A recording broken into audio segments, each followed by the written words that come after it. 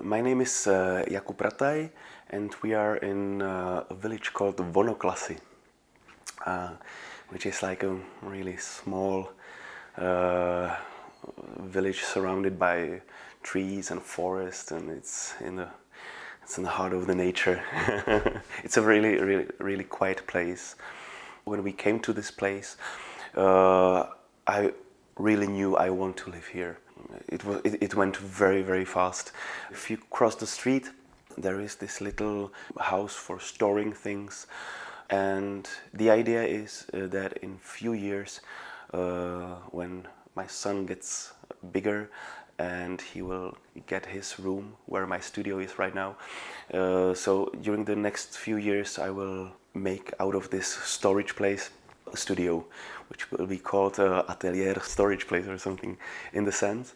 And on the second floor I'm planning to have my studio, and downstairs it will be a place for events, for meeting people, and as well for my wife Helena, who's a choreographer and dancer.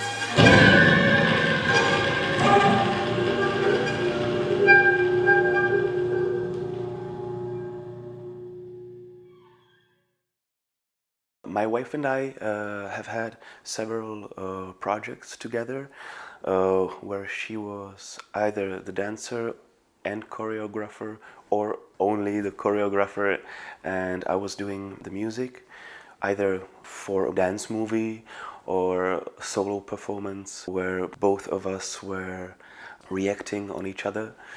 But then we had like a bigger collaboration with light designers and stage designers as well. And Prague Modern, which is a really nice contemporary ensemble based in Prague, as the name says. That was like this whole evening piece called The Art of Manipulation. It was a reduced form in the sense that I recorded each instrument, or actually the musical layer of the whole ensemble. But it consists as well of electronic music and live processed audio. For this manipulation of all the sound, I was using like a motion sensor, which looks a bit like a strange ring, and the idea was to change the acting or the dance, to shift the position of a dance performer into a dance sound or dance music performer. The dancer becomes a musical interpreter.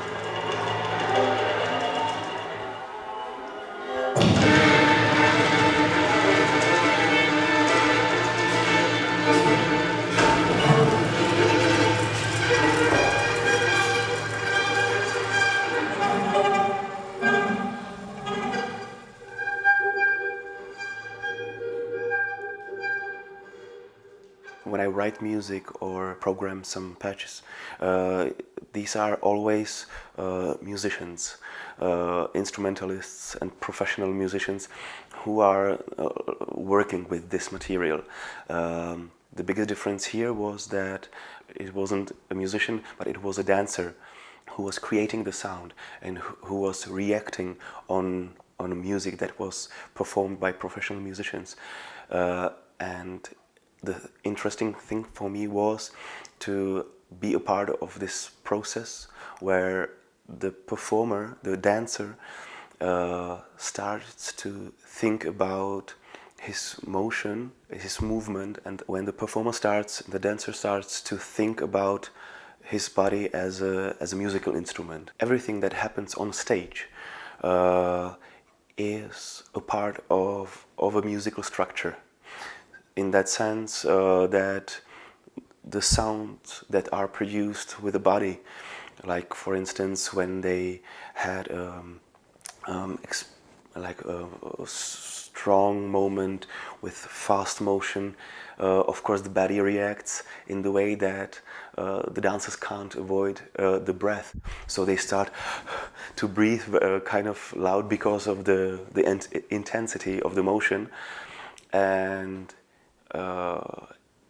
in this way I was thinking of the possibility how to transform the physical motion into sound, means that are not only musical, if there should be a narration, or if you are working with a video or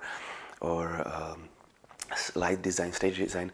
To me it's very important that everything is a part of one structure, that the direction is the same, that the intention that is not in separated forms that don't communicate, or that one part is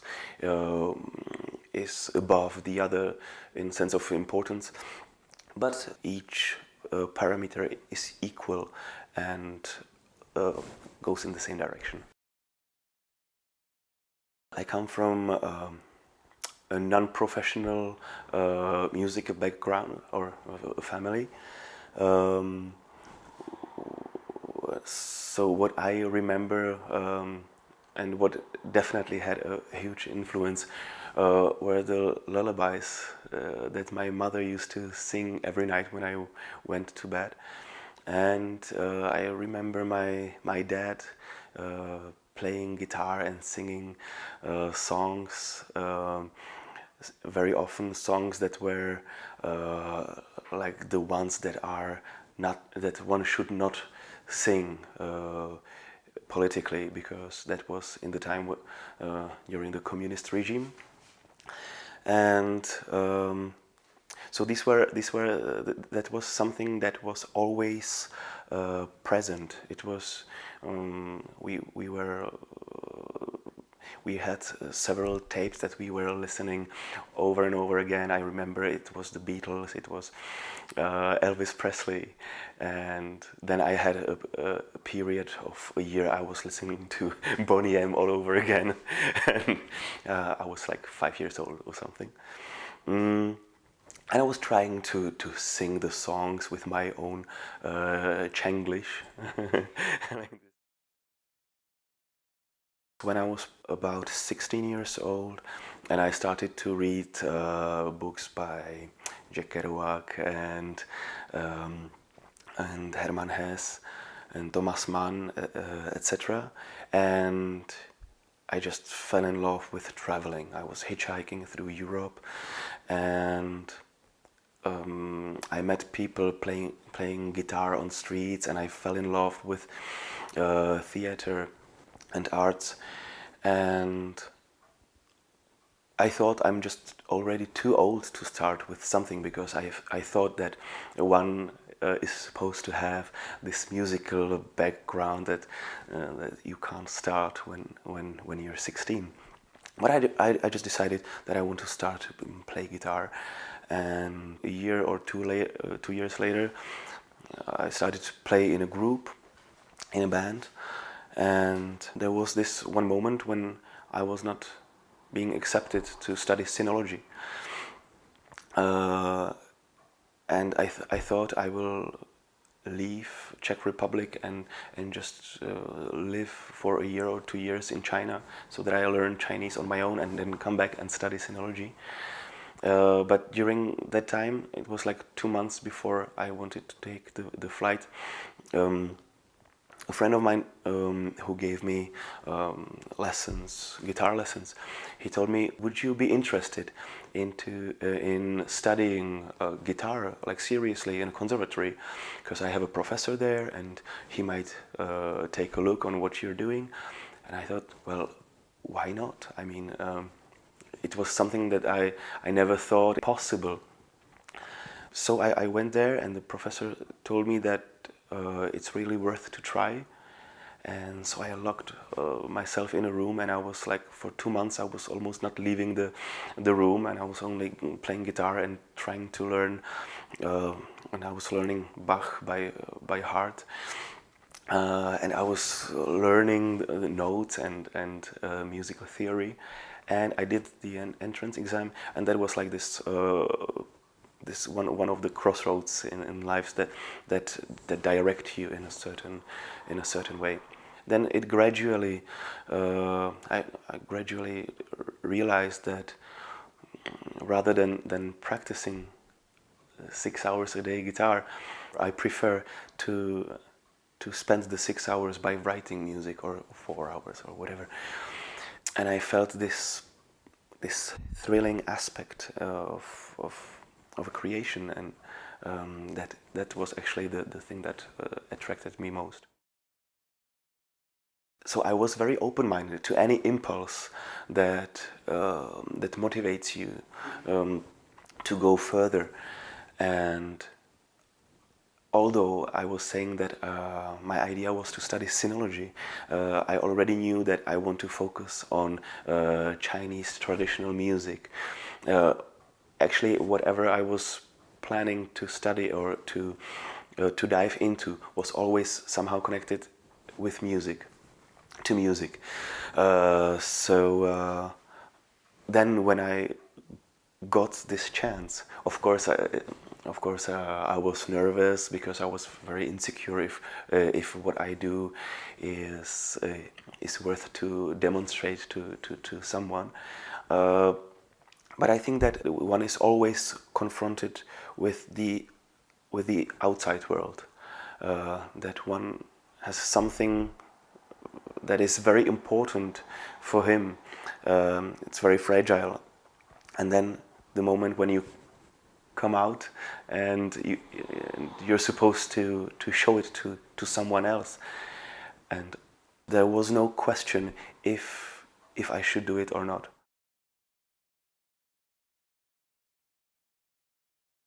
When I went for the first time to the concert that was in Rudolfinum, conducted by Pierre Boulez, and he was conducting his piece performed by the ensemble Antenne Contemporain. And at that time I didn't know anything about Pierre Boulez, because in the conservatory where I was studying, contemporary music ends with Janáček and Bohuslav Martinu.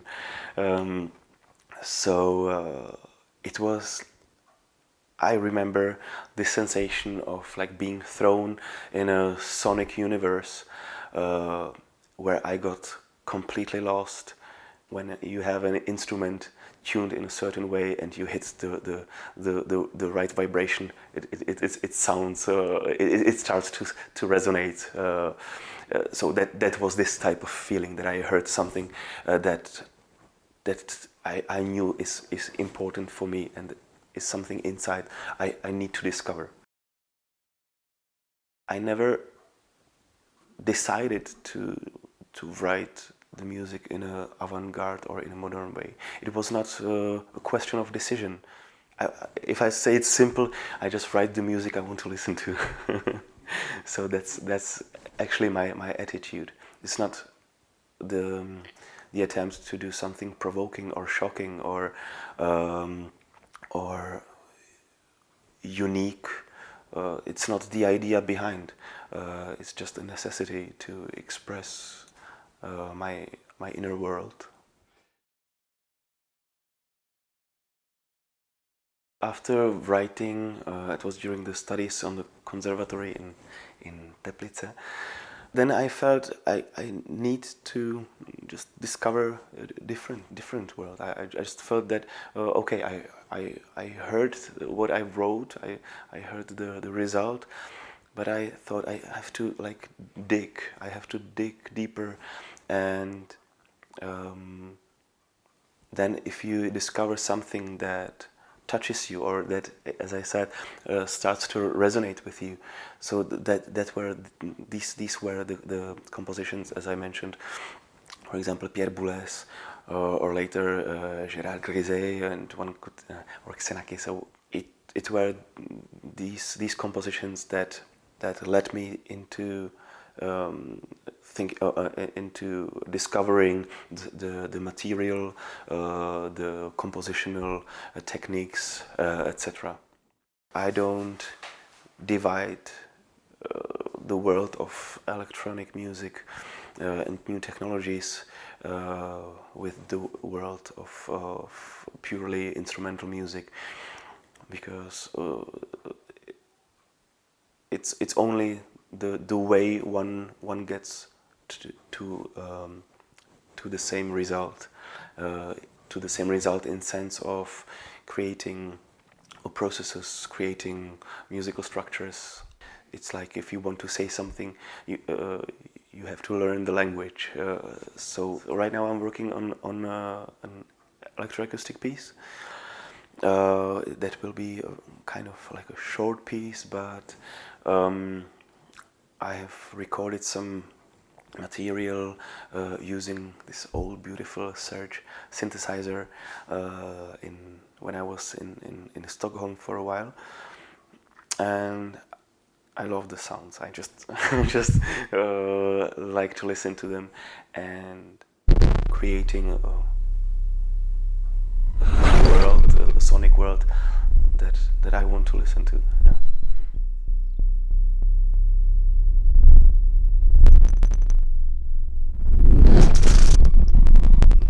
I recorded almost 7 hours of this sonic material when I was at the Electromusic studio in Stockholm. And I knew that I'm creating a material that will just force me to look for ways how to treat this material. What I love about it is that you can really like feel the current, the unpredictability that you are trying to control in a way, but is very fragile and disappearing in every second. Something. So actually, what I did was like shooting a picture of this sensation.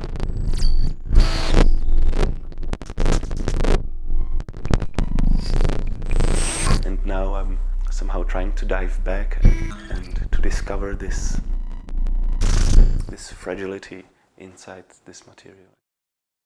I think that in Czech Republic, the majority of cultural events happen in few cities. You can't. It's of course you can stay outside of Prague or in a very small place and still do very interesting projects. But in terms of cultural events, concerts, exhibitions, theater, etc., there are not many choices, and Prague is of course one of it.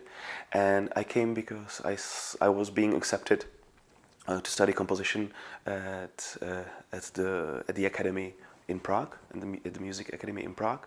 The advantage is that one is surrounded by really wonderful musicians and artists, and one has the opportunity to go to different types of concerts and galleries, exhibitions, the possibilities to start collaborations with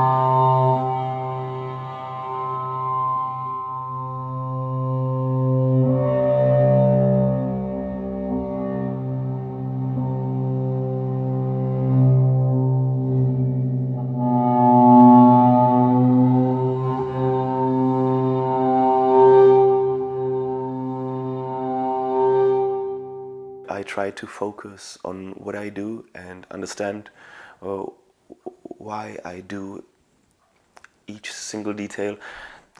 I'm sometimes a bit obsessed with details and with knowing why exactly this is on this in this place and in that moment.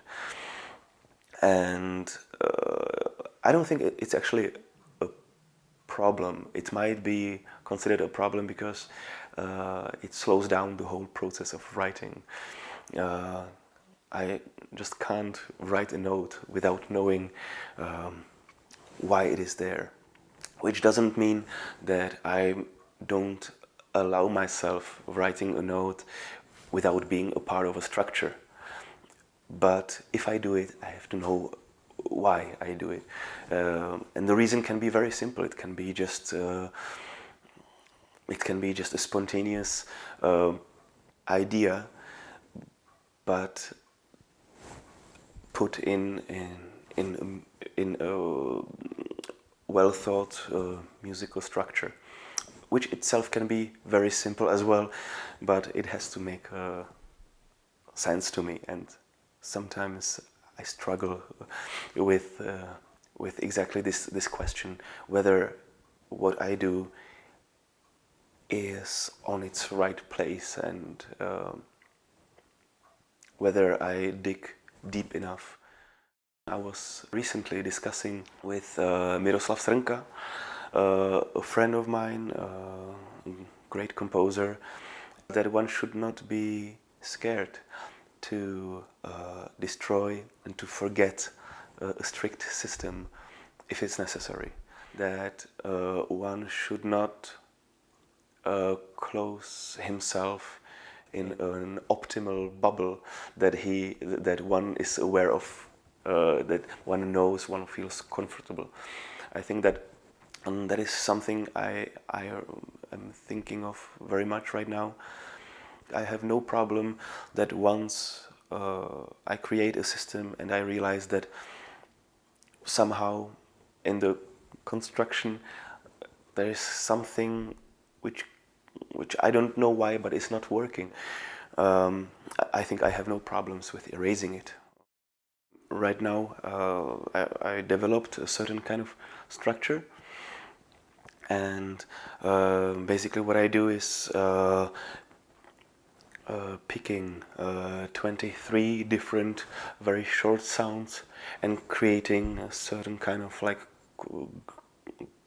very fast texture before I start thinking about the form and the processes, and actually thinking of each little fragment, of each little sound grain in terms of the very small atom of a bigger structure. So that's basically what my idea is. I am really interested in, and what my PhD thesis is about, is actually the physiological aspect in music, especially how like parameters of a human breath or pulsation can affect either the whole form or single gestures, and to create a certain kind of I would say organic type of movement or organic type of gesture. I see the parallel or the similarity in the human body, in something that affects the way we perceive things, the way we perceive the outside world.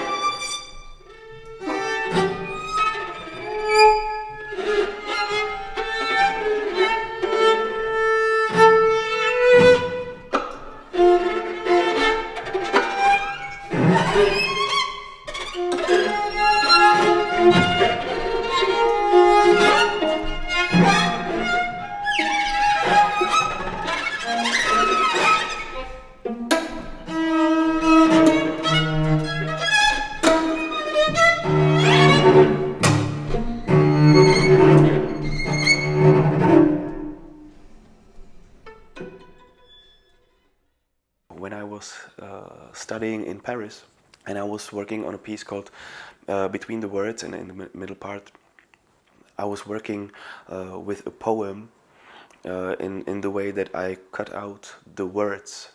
So the breathing in before the word is being pronounced and the breathing out after the word is being pronounced. And I discovered that it affected my perception, it affected my mood. I could really feel a tension. And then I started to think of human breath as something that generates tension or the opposite.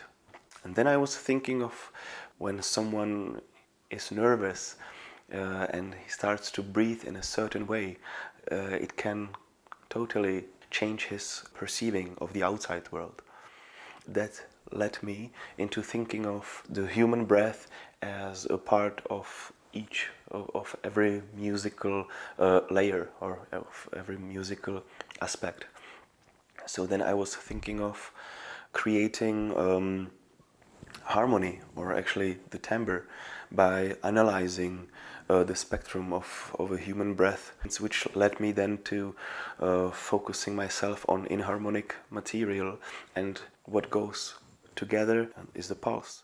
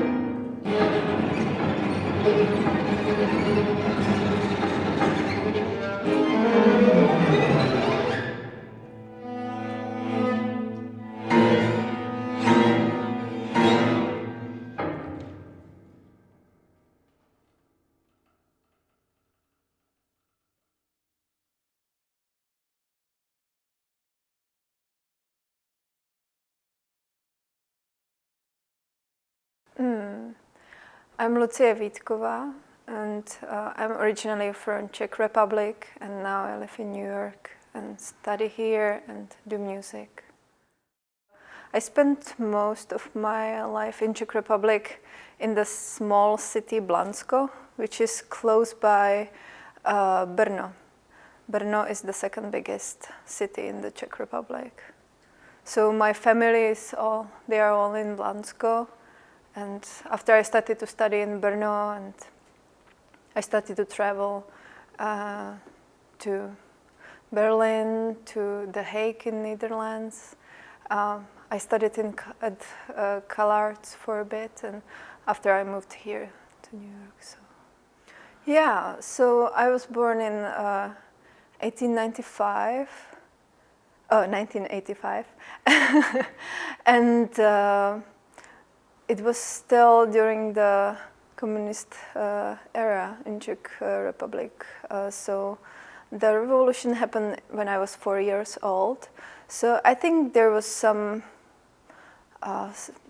influence, some unconscious influence of these times on my upbringing and absolutely on my parents and grandparents, which were growing up behind the wall. And I also remember being born in Czechoslovakia, which is doesn't exist anymore. So I remember different currency we had, and that we separated when I was 8 years old. And my father, he always worked in the factory. We have, as well as my grandfathers, the main line in our family was mainly in industry, and especially in building and engineering water turbines and dams. My mom, she studied high school, focused on economics, so she worked a bit in the office, but after she started to work in the kindergarten, and she was just like a technician and cared about the building and cut the grass for the kids so they can play there. And that would be also the place I would go to practice piano, because we didn't have piano at home, and I started to play piano when I was 6. So I played keyboard at home, and after, when she started to work at the kindergarten, I could go to practice there. So that would be my connection. I think the westernization in Czech Republic, it took another 15-20 years to actually get out of one place behind the wall to the Western society, which we are now. So I feel sometimes kind of divided, and when I meet my friends, usually from Western countries or American friends who are Americans, I usually also, when I meet their parents, I can talk to them and remember similar things. I don't know, celebrating Christmas and having the candles, real candles on the tree and stuff like that. So I am kind of divided between two generations. I can talk with my friends' parents as well as with my friends, and I'm trying to reach also the younger generations, which are totally different now. So some of my friends, they don't have these experiences. It doesn't exist. But I think during the communist regime, because it lasted for 20 years, it just stopped for 20 years. So it started in '68. So at that time, I could experience that time 20 years later. It's just very interesting. It's things I'm thinking about lately, just meeting people. I enter spaces. I try to figure out the rules which are in the spaces, so I can know which behavior is common in that spaces. And I think it also has to do with me moving places a lot and changing countries which are different languages and trying to see how people live there and kind of accommodate myself there. So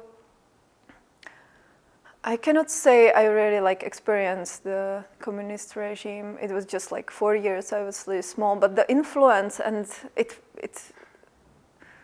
stayed with my parents, and I think I could kind of feel it because my father's family they were like kind of resisting to be members of the party. So that's why my father couldn't study, because his father wasn't at the party.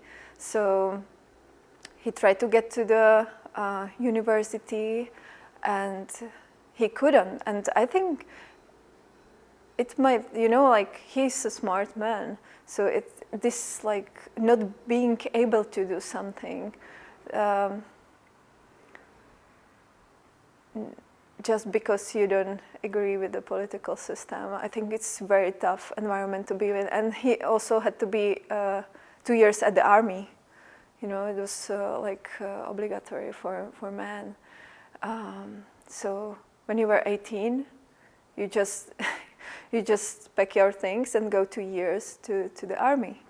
And that's where I was born. My father was 21 when I was born, and he came back when I was 8 months. He also, which was forbidden, or it was rebellion, he used to wear long hair, this long curly rock star hair. But during the communist era it was forbidden. Like you couldn't have long hair as a boy. So it would always be a rebellion act. I just put all of my clothes away, and it's like a little kid, I would start to run around the house and scream, just like, and enjoy it. And this feeling of freedom, that's like what I'm missing, and that's what I'm looking for. Actually, maybe it would be like easy, just put my clothes down, run around the block, and scream. But it's not really, there are no places you can do it anymore, like I was safe at the time.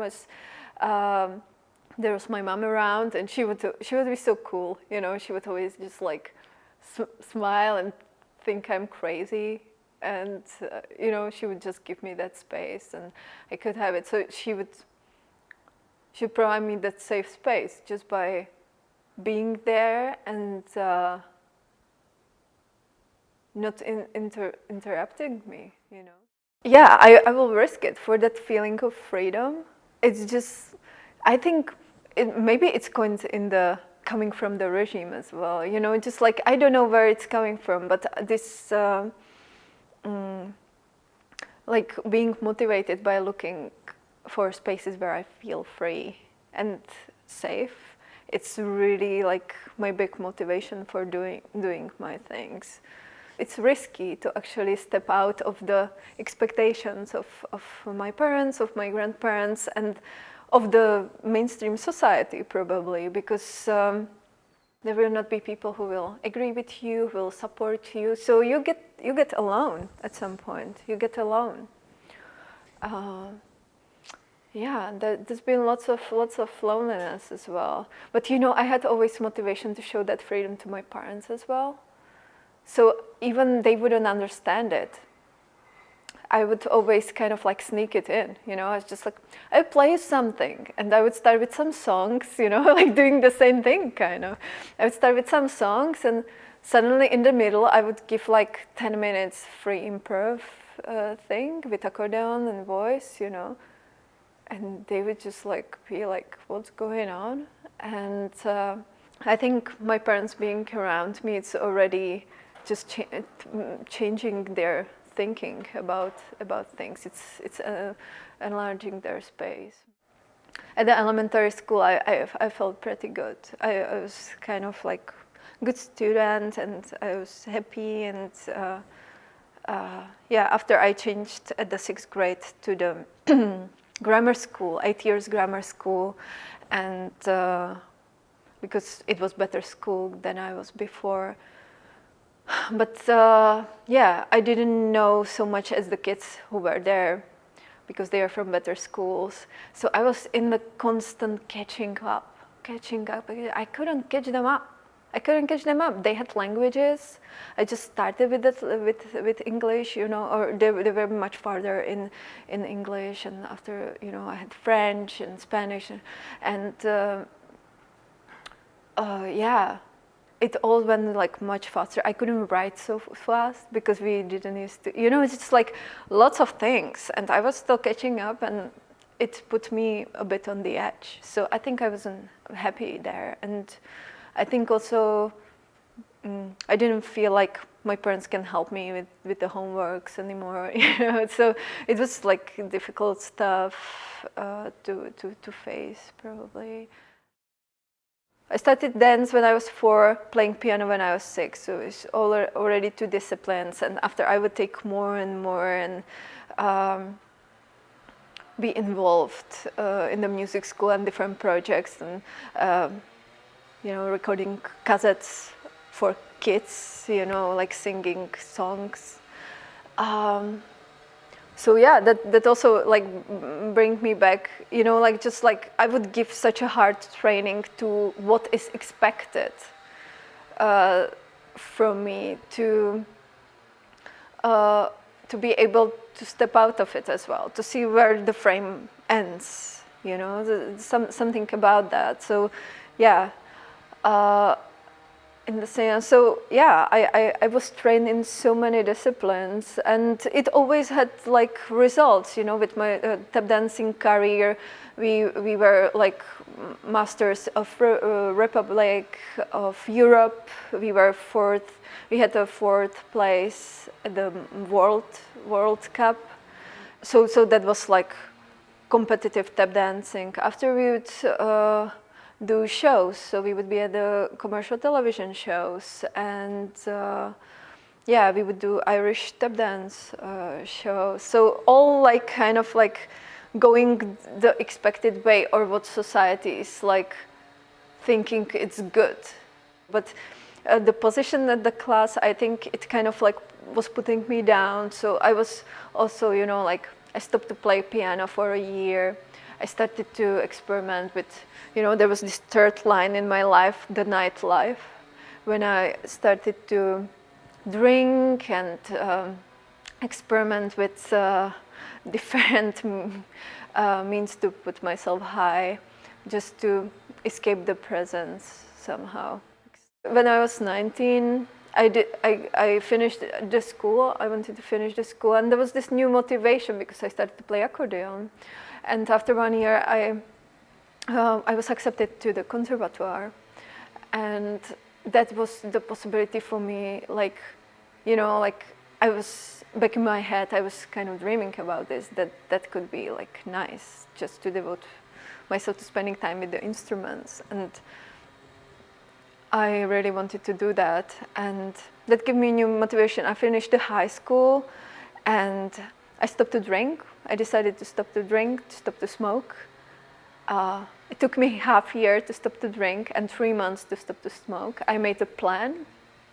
I just started a new life, 19 years old. You know, just like made a plan how to stop to do these things. You know, like how I avoid these habits. And yes, I went on the street, and I realized I cannot remember what I did last day, the whole day, and I was just like, wow, something was like, this is enough. This is enough. And from the next day, I started to work on it. Somehow, I'm kind of like obsessive about things, partly, or you know, like addictions. I think it's catching up on people, you know, like especially like the system is producing things which are very addictive, and it's hard to get rid of them, you know, like coffee. coffee. I stopped 6 months ago. I'm still stopping, with things to just see what's left. That's my probably like way of life. Well, I perceive different energies in my body. I also can generate the energy myself. I feel when my body is tired and how far I can go. I am less bipolar because coffee supports the mood change very much, like go high and drop it. My menstruation is less painful. My father, he wakes up at 4 a.m. every day. Imagine I go to factory every day like that to work that amount. I think for my body, it needs different time schedule, I can work 3 weeks and after I need a week rest. It's different. I live in different body. Around the period, I want to have calm.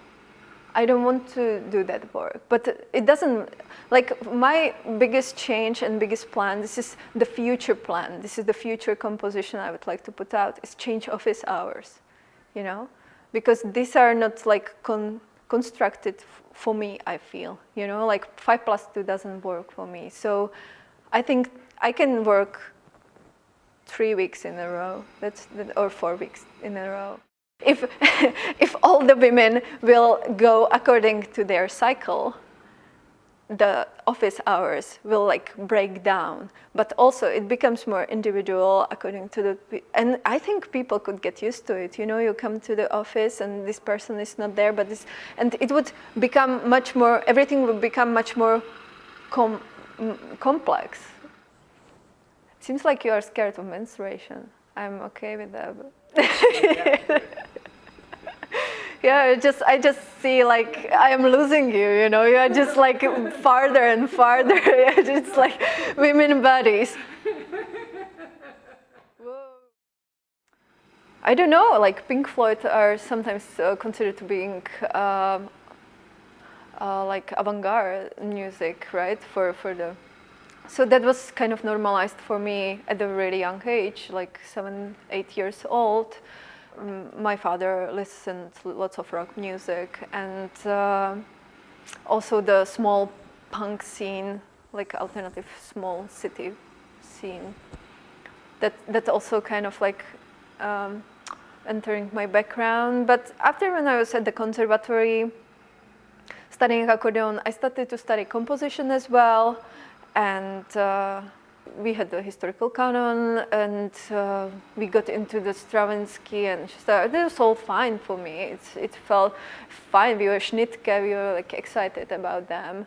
And who stood out?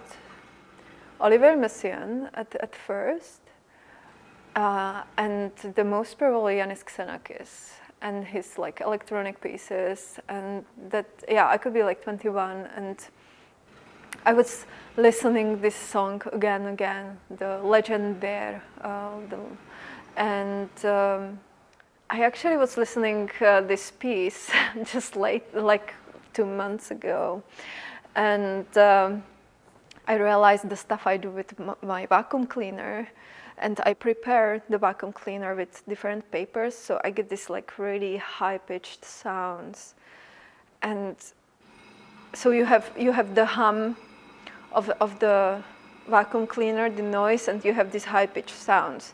And one of the structure in Xenakis is totally like that. It's like the timing, the unpredictability of that sound. It's like the same. And I didn't know, like it probably got me really, really deep, that music. So I always have soft spot for him. I feel like I can figure out everything through music because it's the biggest part of my education. So I was always like very resistant towards like house domestic instruments, how I call them now. So I was like, how to make the relationship with it, which doesn't go towards the stereotype. I always was listening to them, and I would consider them like simple instruments, simple electronic instruments. You have noise and you have pitch. With a vacuum, you can filter the noise. With some vacuums, you have like, you are even adding or lowering the spectrum of the noise, so you can go like that. And if you have little objects, you can draw up the melodies, which I can connect with my instruments as well, with my Japanese hichiriki, which I play now. And yeah, the sound is very similar, and they're very expressive, and they have own music, you know, own sonorities, own stuff. So I wanted to capture the sonority of the domestic space. I have the kettle piece. The old-fashioned kettle, you put it on the stove, and you control the pitch of the whistling with the gas. And that's very exciting for me, because the amount of gas and the flame is either putting the pitch higher or lower, and I can play with harmonica, and we nicely connect. So the point of the album was expose the aesthetics of these domestic instruments and learn it with my own musical instruments, let's say.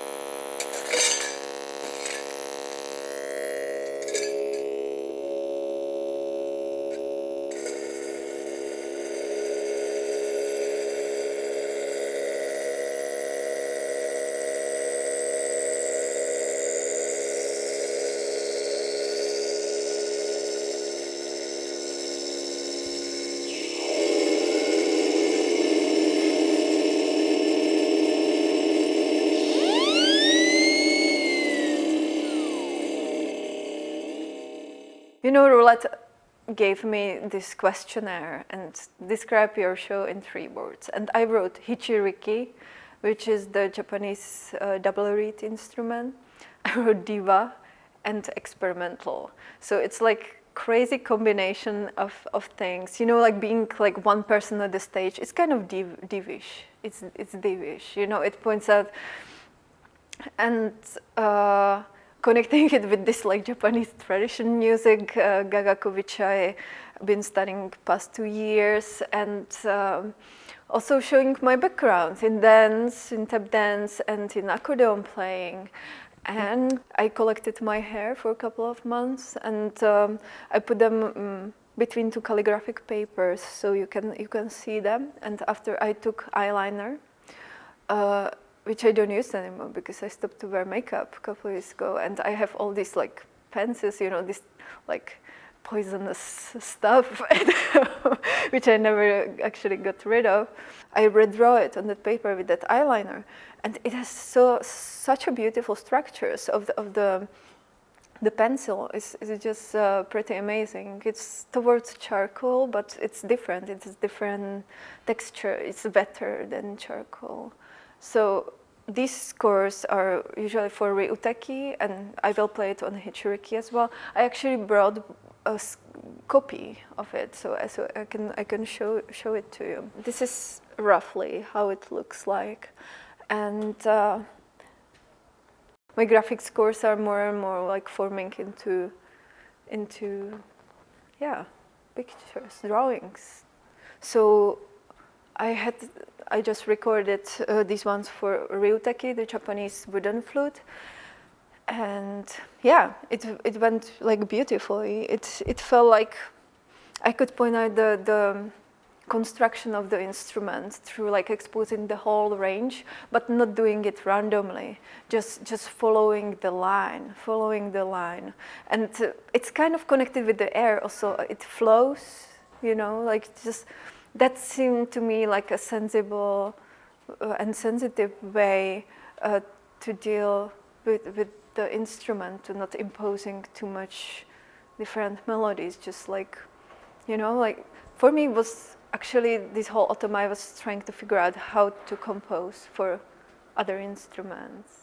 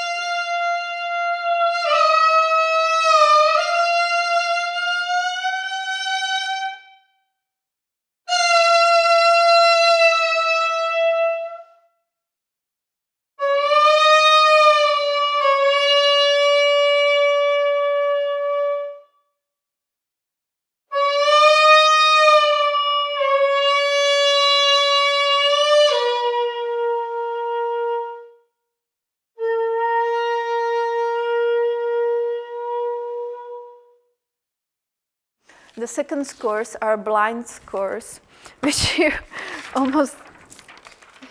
So this is how it looks like, you know, because it looks like empty paper.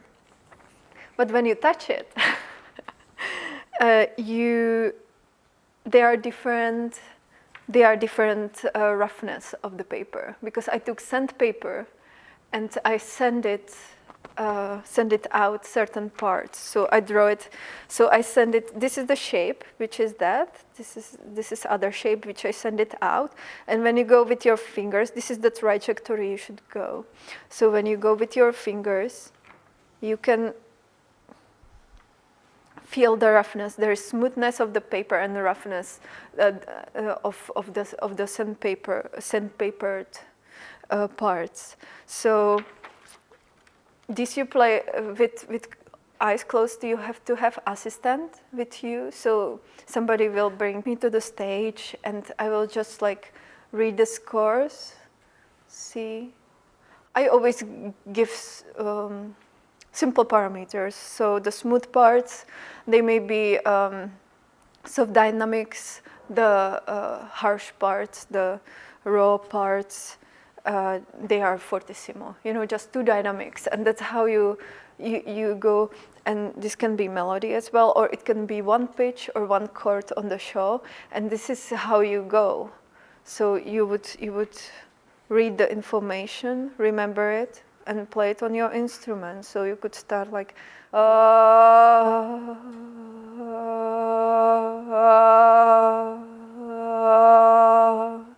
and this is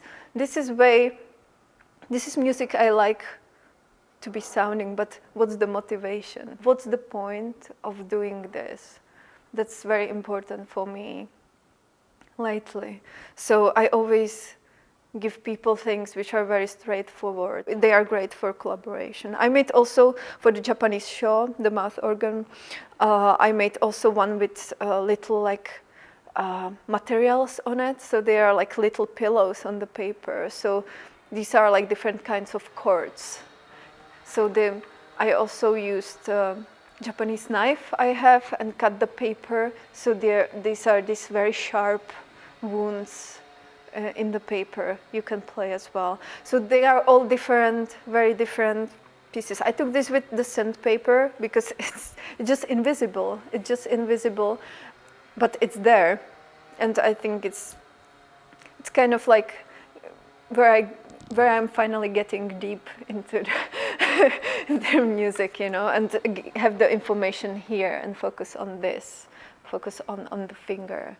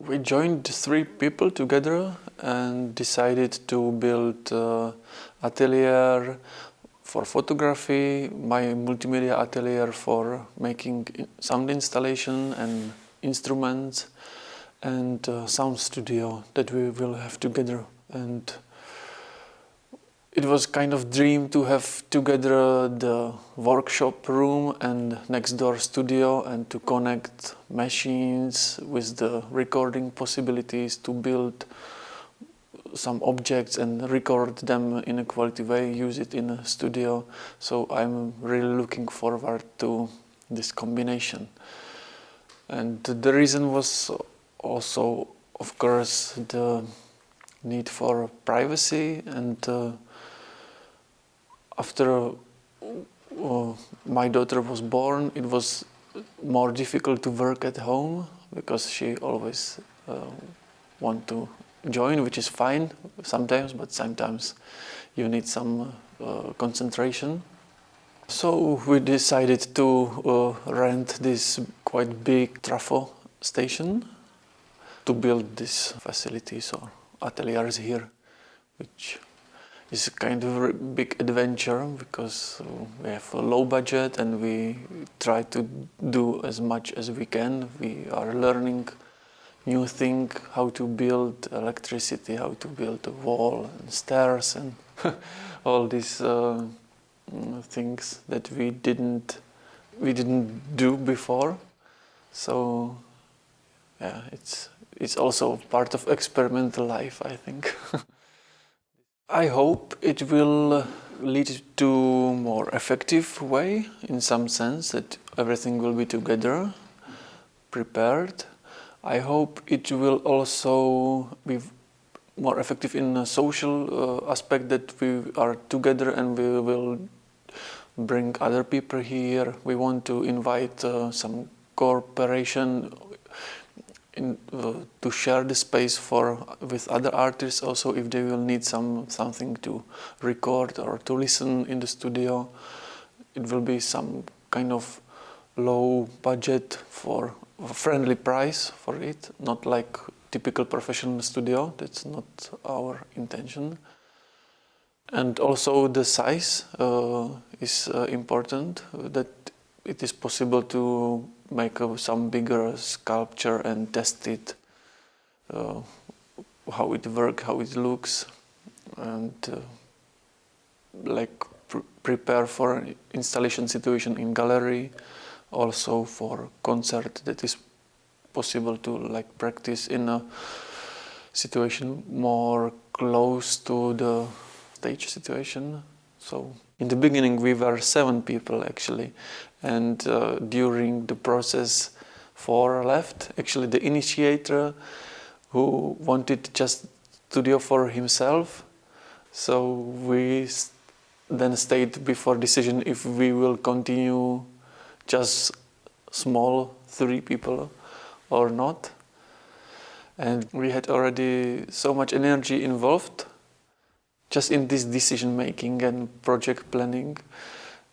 So I decided to continue because I thought it's wasting of energy, but I couldn't imagine how much is in front of us. And still it is.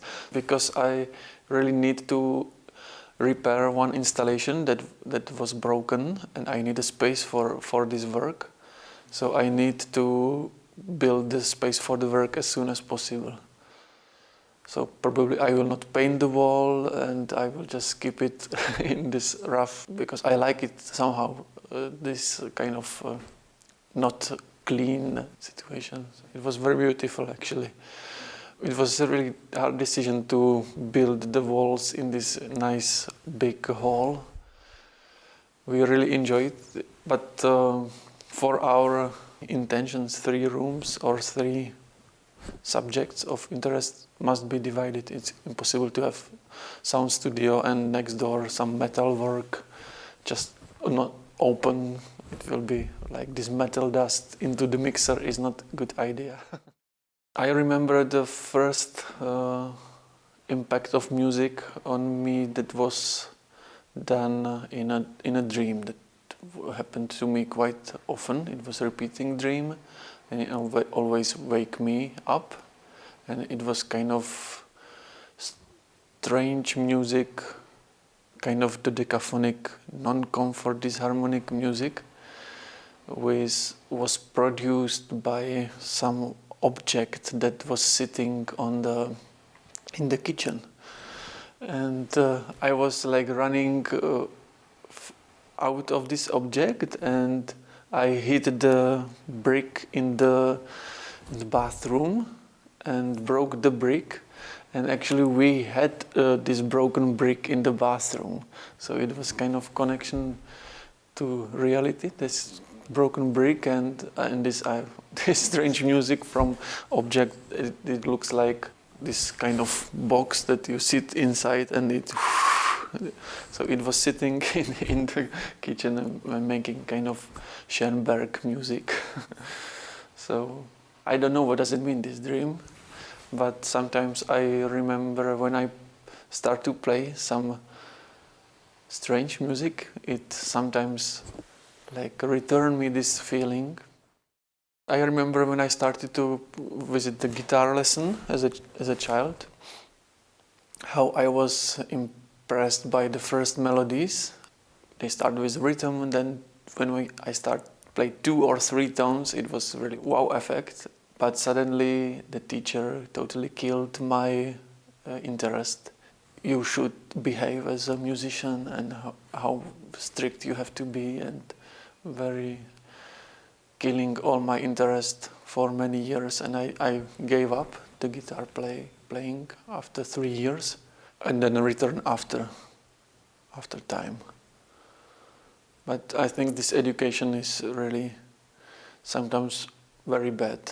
But then I discovered the first softwares in the computer, and it was a completely new world that attracted me so much. This first what was using was Mod Edit in a DOS operating system. It was just 4-channel 8-bit editor for tracker for music, and I completely fall in this world. And we had also, it was time when we had a group or band, and we had always problem with the drummer, to find a good drummer. So after a few months I decided to program the drums for our band, and it was like my start point to make electronic music and discover the possibilities. We were very young, we were 13 years old boys, so we started to practice in the storage room in the block of flats for the bicycles in the beginning. Then sometimes we practice at home when we need the computer. Sometimes we practice in the school where were some drums and piano, and usually at some home, at the home of the members of the band. Because we were younger than typical group age, so we didn't have the network to find a regular practicing room for bands. Yes, I had support in a way that they let me do what I like to do, or give me freedom for my interests. But also there was kind of feeling that they don't trust that it is my future, or it is something that I can do in a whole life. They thought it's just my hobby, and when I decided to study art school, it was not like super good news. But multimedia at that age, around 2000, had still some kind of sign that it is maybe good for earning money. So they said, okay. The limitation of each media was inspiring me to expand or to find another connection. That was something I was very interested in the beginning of my installation work, sort of synesthesia between sound and light, and not just in a technical way, but also in the space domain, in the location. I was using this media in a context that was not typical. Especially I put it in the nature or some sort of non-institutional situation. What I found a little bit secure in art, it starts to be boring. I found that I do very natural approach to the technology, that I'm trying to convert some logic that is in the nature to the systems and try to understand natural processes during the sound composition or visual, maybe light situation. Simplest thing was just to take this piece and place it in an unexpected situation. It's a really adventure for talking to people that are not involved in art and not so much, and they are contacted with this, and this is important. And what is the struggles during this process is the communication with some institutions that are not artistic, like my installation in the cave. I have to communicate with the people from the caves. They don't care about art and have their own interpretation of what it is, so completely different. And this is interesting. This installation was firstly done in Bull Rock Cave, Beachy Skala in Czech. It's a very strong place with strong genius loci, which really drives me to create something for this space. I mean, I was visiting there quite often, and so I applied for the grant for it, and I unexpectedly got it. So I had to realize it. This was also a very big lesson.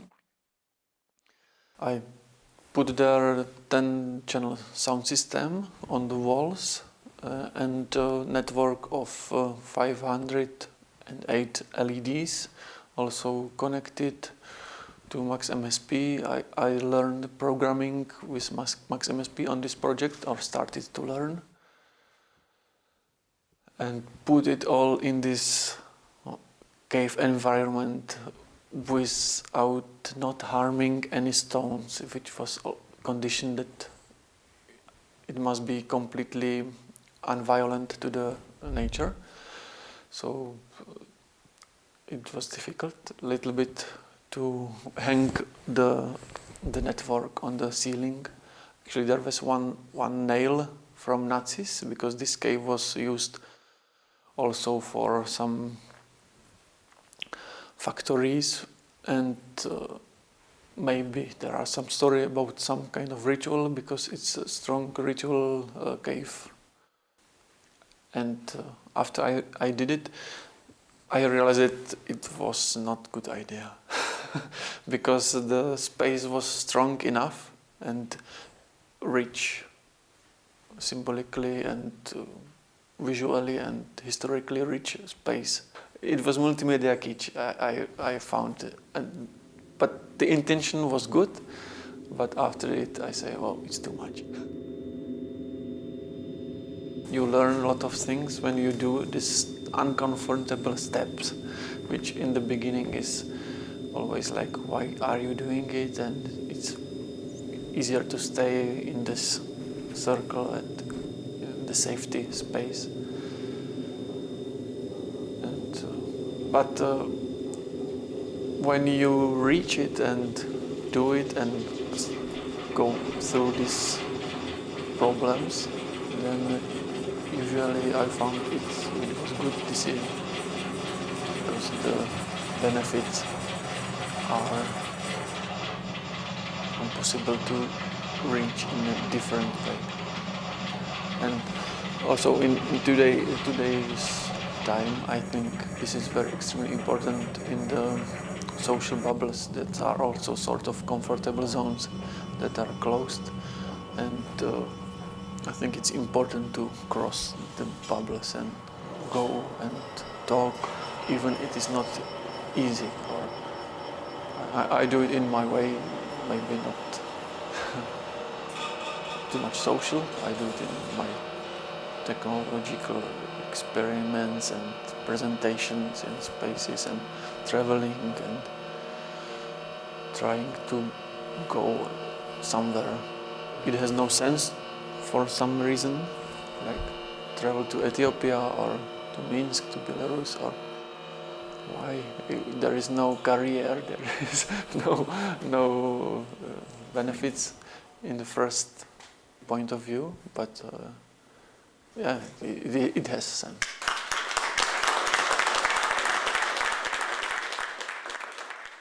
It's a huge topic to find a good way how to control the sound on the stage, how to make it live, or how to create, how to have a feeling that you are a musician and not just kind of computer operator. So I started to develop some devices, some sensor-based instruments that I try to understand and learn to play. More than 5 years I work with the light sensors used for controlling different parameters of sound and the pitches and sort of harmonies. It's kind of long-term research. And I want to build an instrument that will be offered to other musicians. It's almost done, but still few steps to finish. Less is better. When I was playing in Canberra in Australia on ICAT conference, I had just a small controller and I have to deal with it, which was something completely different than I have all my big controllers where I have everything. Then I have just 8 faders and 8 buttons. But for the performance it was better, because I had to choose just the most important parameters and then I have to play with it. This is a good way how to prepare for the concerts. Less options and don't search during the concert what is where and how to do it. I use mostly just filtering and I control the envelopes from the computer for these analog filters, so I don't use all envelopes and LFOs so much from the hardware, but from the Max MSP. 3 years already research that I'm trying to find some sonification technique for Mendeleev periodic table of elements and the audification of atomic spectra lines. So I use elements like aluminium, technetium, yttrium as a chords. For me, the sounds are very interesting how they are harmonic and disharmonic. Not like typical noise. There is a certain harmony which is not so clean and I like it very much. There is something even a little bit hypnotizing and trying to discover my own logic for music.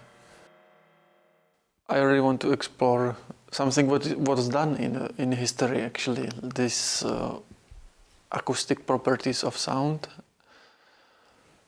But because I was working a lot in the electronic domain,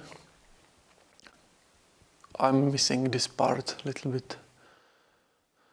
And I'm also overeaten by electronic sounds.